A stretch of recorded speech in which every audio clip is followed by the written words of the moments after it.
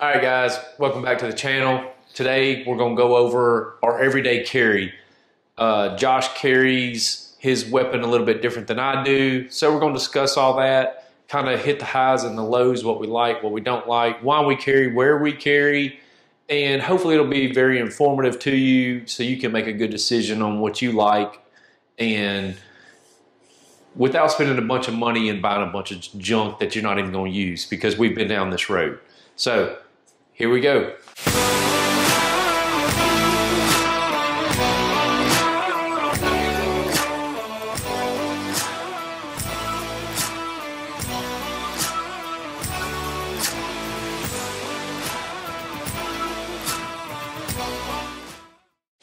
So yeah, like Chad said, he carries a little bit differently than I do. I'm a big guy. A lot of people from big guys, I've heard complaints, don't like to carry an appendix. So I do. I've got a TXC holster, and as you can see, comes out easy to get to, no problems. I can reholster it easily, no problems. I can sit down without any issues. I can bend over, I can squat, and it's not that bad. If you get a real thin and easy to get holster, it's easy to come out with. So I like it like that because it is easy to conceal. It's easy to, a small of the back for me kind of pulls my pants down. So I like it. Doesn't pull your pants down? Does not pull my pants down. Okay. I've tried the 3 o'clock. I've tried 9 o'clock. I've tried everything. And for my body type, this is the most comfortable and easy to get for me. Okay. So love it. Even sitting like in the truck or... Yeah, so sitting in the truck. Office chair, anywhere. As a matter of fact, most of the time I do have one on me, pretty much everywhere we go. Dinner, go to have a glass of wine or whatever, usually have one on me. Now, you can't have a gun in a bar. I didn't say a bar, I said have a glass of wine. Usually I do have one on me pretty much everywhere I go. And you can sit down comfortably, you can move, But what are you carrying though? So I'm carrying a Shadow Systems. It is the MR920. It's basically like a Glock, but what they've done is they perfected everything that a Glock didn't do. Right. So higher back strap, it's already stippled. I like the trigger a lot better. And it comes with customizations that Glocks don't have from the factory, or you can order from the factory. You can go out and pay somebody to do all of this. You can go...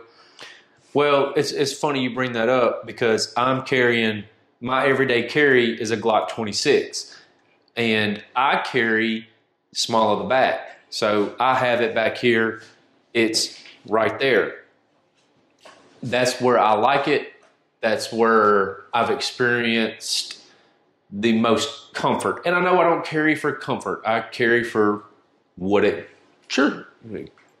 going to be. Yeah. I'm not in it for comfort. You carry just in case something happens. Absolutely. Hopefully never does. Right. Yeah. But I've had inside the waistbands, I've had alien gear, Versa carry. Versa, yeah. Yeah, I've had good name brand ones. Yeah, good stuff. I found this is what I like the most. What brand is it? DeSantis? Yeah, DeSantis, yeah. Yeah. So it is, to me, the most comfortable. And I'm like, Josh, I can sit down. It doesn't bother me. I can sit against a chair. I can conceal it pretty well. Sometimes it does show. Yeah, I do have a little print on me, but it's not bad. But I'm carrying a Glock 26. Of course, they're empty. We've already done all this. But so when he's showing his Shadow Systems and talking about the upgrades that it has compared to a Glock, I mean, you're right. I mean, from the factory, I've got more money in this Glock because I've modified it all than you have in a stock Shadow Systems. Right. So, yeah, from the factory, I mean. From the factory, to me, it was one of those kind of cool factor guns. It looks cool coming straight from the factory. Now, there's a few things I'm going to do. I'm going to get an optic. Don't know which one yet. I've got a Glock out that's actually being customized right now, and he's going to throw a Holosun on it. So if I like that, I may go with that. What would you be able to carry with a optic on it. Yeah. So that Glock right there is another one that's in my rotation, and it uses the same holster as this, because it's basically a Glock. Mm-hmm. Carry it all the time. And the optic doesn't bother you It at all? does not. Yeah, you can't even feel it, as a matter of fact. So it's one of those things. I like it because it's easy to get up and you can get on point and see something very quickly without having to juggle around and line it up, and you can easily see that red dot. So it's quicker to get on point with it for me. Do you find it to be any type of disadvantage to be sitting down in a chair or at a restaurant drinking your wine? Sure. High class guy. And having to draw if you had to? So yeah. Would you have to stand up, or can you do it sitting down? Being that I'm a bigger guy and I got a gut, right? So I probably wouldn't be able to get it like that. I'd have to stand up or move sideways or something to get it out. I can do that, pivot a little bit and get it out. Bob and weave. Bob and weave. You're going to be doing that anyway if you're in that situation. Yeah, you would think so. You would think so. I mean, you take some cover somewhere. Right. So analyze the situation. Yeah, and your body type, you could probably get it out a lot easier. Given, it's just a straight pull up, but me, got that fat right there, so not as easy. But I can get it out if I rock or, move a little bit, and I can get it out and get on point quick. Right. So, well, see, and that's what I guess one of the disadvantages about mine, and I've done all the research and read everything.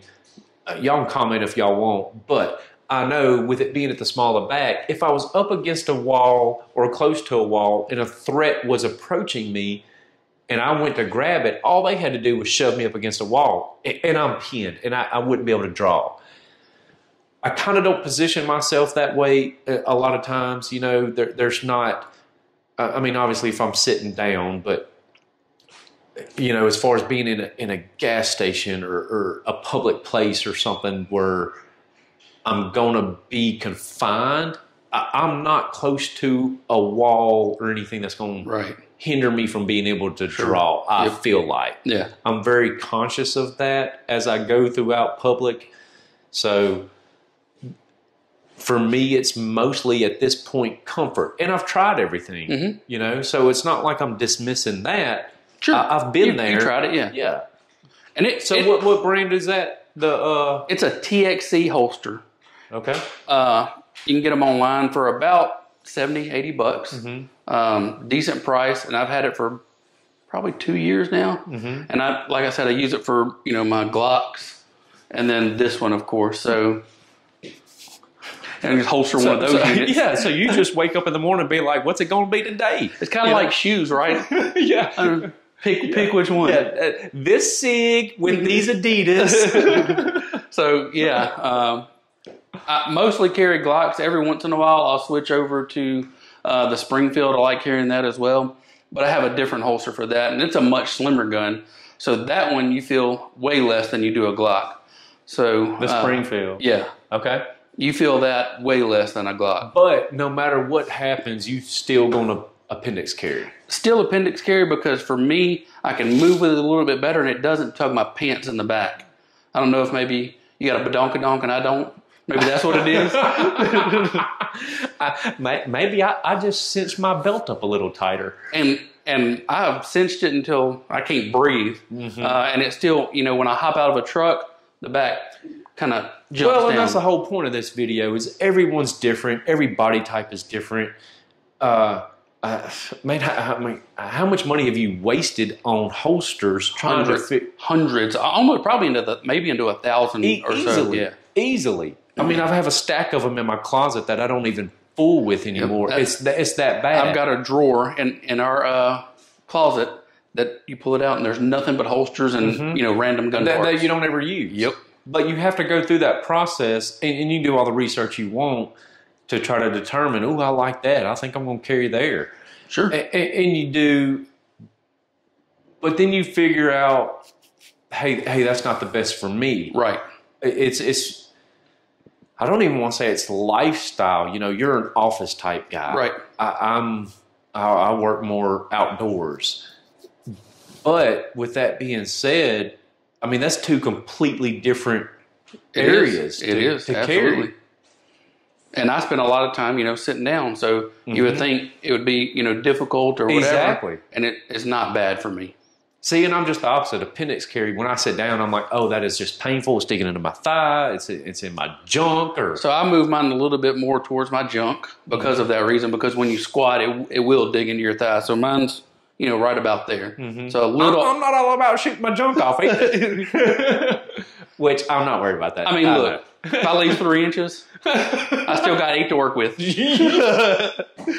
Yeah, you wish. You wouldn't be making YouTube videos if that was the case. My man.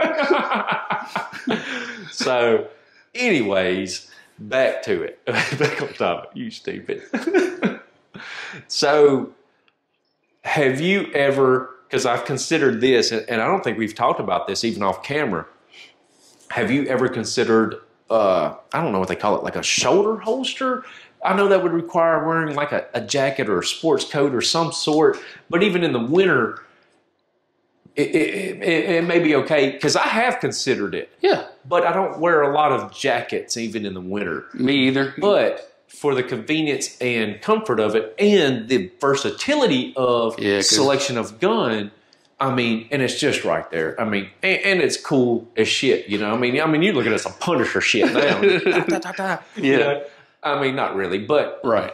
Just for the comfort level, that's got to be the way to go. It's got to be pretty nice, but like you, I'm real hot-natured, so the majority of what I would wear would be a hoodie, and it'd be hard to get into from that aspect for me. But if you do have like a sports coat or something like that, I could see that really working, because it would be easy, no matter where you're at, unless somebody's right up on you. But even then, you can push them off and then kind of get to them. Yeah. I mean, it makes sense, but I don't think I would be able to pull it off. For what you do. For my carry, like for what I wear. Yeah.